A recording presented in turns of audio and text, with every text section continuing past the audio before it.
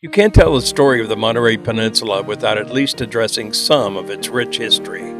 From the early farmers and agriculture in Salinas, to the artists and writers of Carmel, the Methodist Church in Pacific Grove, the Spanish history of Monterey, golf history in Pebble Beach, and so much more. For the past 45 years, one man, Pat Hathaway, has devoted his life to accumulating the photographs of that history, and they have been available for the public to browse through at his store and now online.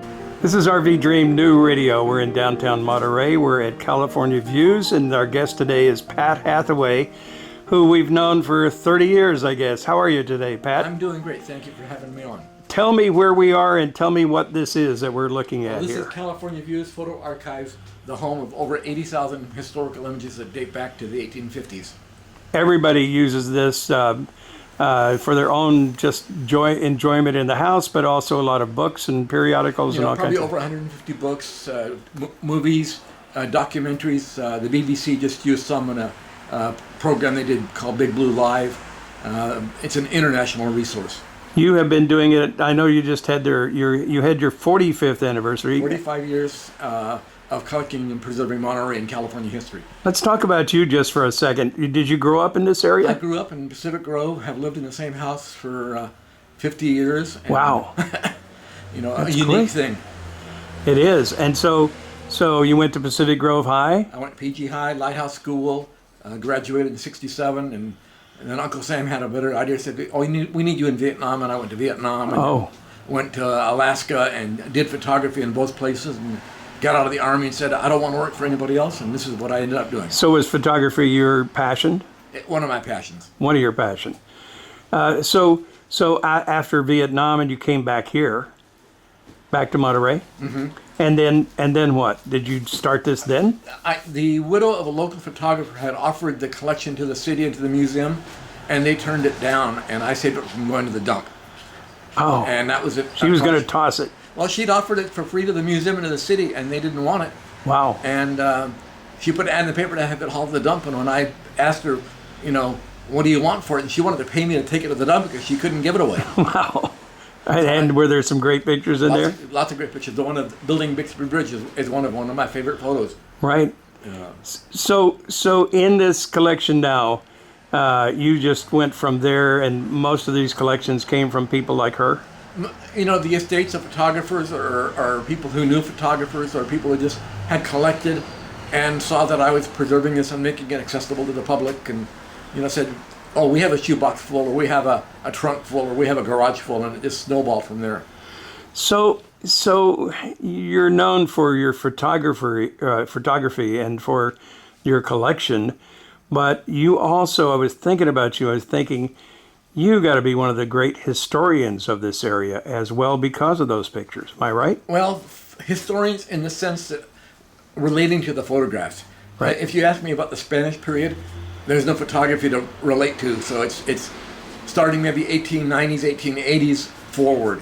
I see. So it's more the 20th century, not going back to the Spanish period. Some of the famous people who came through here was thinking about the founders like Sam Morse, but even people like Jack London and George Sterling and Robert Louis Stevenson. And lots of people like that. A lot of the artists that came here.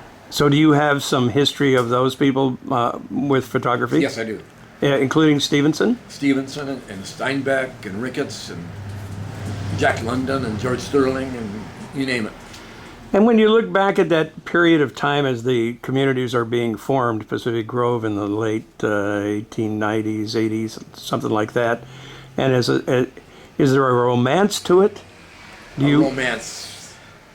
I think we tend to romanticize things that after they happen, they weren't really romantic when they were happening. Right.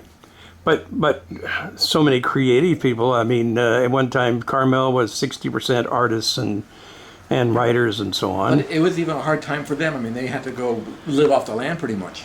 Right. It was romantic when we look at it today, but it was a hard life for them. Right. So you're going to make some changes. I'm closing down the shop and moving. I'm not sure if I'm going to reopen someplace else or just do it strictly online. I'm doing better online than I am walking right now. Right. And so people can, if they want it, how soon are you going to close down the shop? You know, I'm thinking probably early next year. Early next year. So between now and January or so, they could still come here. Tell them where to come to. It's 469 Pacific Street, Monterey, between Franklin and Jefferson. And your website? caviews.com. caviews.com. Yeah. So tell me, this is the number one question, your favorite picture in here. Find the biggest one, you know the favorite one. Bixby Bridge? You got it. Is that it? Right up there? That's it. And so where is that from? That was one of the first collections that I got in 1970. Oh, in 1970. So what year are we looking at with Bixby Bridge? 19 what? 32. Okay, Pat, well, I hope you continue to do this. You've just done a great service for a whole bunch of people, books and movies and everything else out there. And so I hope you continue this for years to come. Well, it's a level, that I can do until the day I drop. So, I mean, it's something I love doing. I love sharing and learning and talking to people about, things that I'm interested in and educating people. Right, and you sort of live in the past here too, right? But you were talking about the internet has changed everything, you said. It really has. It's in some ways made what I do almost obsolete because it's all a digital world now. It's not a print world. Everything's digital. Right, but they can't retake those pictures from 1890 or whatever it was. The need to have an actual storefront is kind of an obsolete thing. Right. Because people can just buy them online. And your customers are not just people who come to Monterey now. They're people from China and all over the world. I just send some stuff off to Australia. Right. So at least your marketplace has gotten bigger. Yeah, much bigger. Thank you very much for the time. You're welcome. Appreciate talking to you. Pat Hathaway on RV Dream New Radio.